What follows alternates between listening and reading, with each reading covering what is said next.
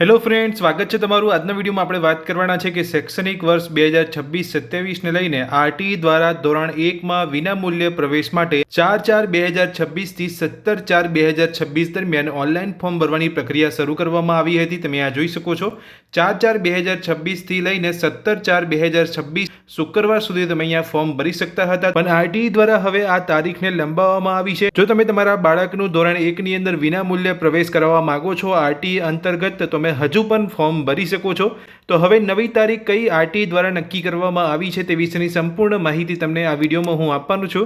જો તમે ચેનલ પર પહેલી વાર આવ્યા હોય તો ચેનલને સબસ્ક્રાઇબ કરી રાખજો। ચલો વિડીયોની શરૂઆત કરીએ। દોસ્તો, વાત કરીએ આરટીઈ દ્વારા શૈક્ષણિક વર્ષ 2026-27ને લઈને પ્રવેશ પ્રક્રિયા શરૂ કરવામાં આવી હતી અને જેની ટાઈમલાઈન 4/4/2026 થી 17/4/2026 રાખવામાં આવી હતી, પણ હવે આ ટાઈમલાઈનની અંદર વધારો કરવામાં આવ્યો છે અને તમે 17/4/2026 પછી પણ અહીંયા આરટીઈ અંતર્ગત પ્રવેશ માટે ફોર્મ ભરી શકો છો। જે માહિતી અહીંયા વેબસાઇટ પર અપડેટ કરવામાં આવી છે। જેવું તમે ગૂગલમાં સર્ચ કરીને આરટીઈ ગુજરાતની ઓફિશિયલ વેબસાઇટ પર જશો તો તમે જોઈ શકો છો ત્યાં ટાઈમલાઈન વધારવાની જે નોટિસ છે એ આપવામાં આવેલી છે। તો તમે આ જોઈ શકો છો। જેવું આપણે અહીંયા વેબસાઇટ પર જશું, જે અગત્યની જે સૂચના અહીંયા આપવામાં આવી છે વેબસાઇટ પર તમે અહીંયા જોઈ શકો છો કે શૈક્ષણિક વર્ષ 2026-27 માટે આરટીઈ હેઠળ પ્રવેશ માટે ઓનલાઈન ફોર્મ ભરવાની છેલ્લી તારીખ 17/4/2026ના રાત્રિના 12 કલાક સુધી રાખવામાં આવેલી હતી પહેલાં, પરંતુ હવે ઓનલાઈન ફોર્મ ભરવાની મુદ્દતમાં વધારો કરી તારીખ 23/4/2026 ગુરુવાર સુધી વેબ પોર્ટલ પર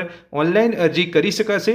એટલે જો તમારા બાળકનું આરટીઈ અંતર્ગત પ્રવેશને લઈને ઓનલાઈન ફોર્મ ભરવાનું બાકી રહી ગયું છે તો તમે અહીંયા 23/4/2026 સુધી ઓનલાઈન ફોર્મ ભરી શકો છો। તો આ એક અગત્યની જાહેરાત આરટીઈ દ્વારા એડમિશનને લઈને આપવામાં આવી હતી, જે વિશે મેં તમને આ વિડીયો અંદર વાત કરી। આ માહિતી તમને ગમી હોય તો વિડીયોને લાઈક કરજો। ચેનલ પર પહેલી વાર આવ્યા હોય તો ચેનલને સબસ્ક્રાઇબ કરી રાખજો આ જ રીતની માહિતી મેળવવા માટે।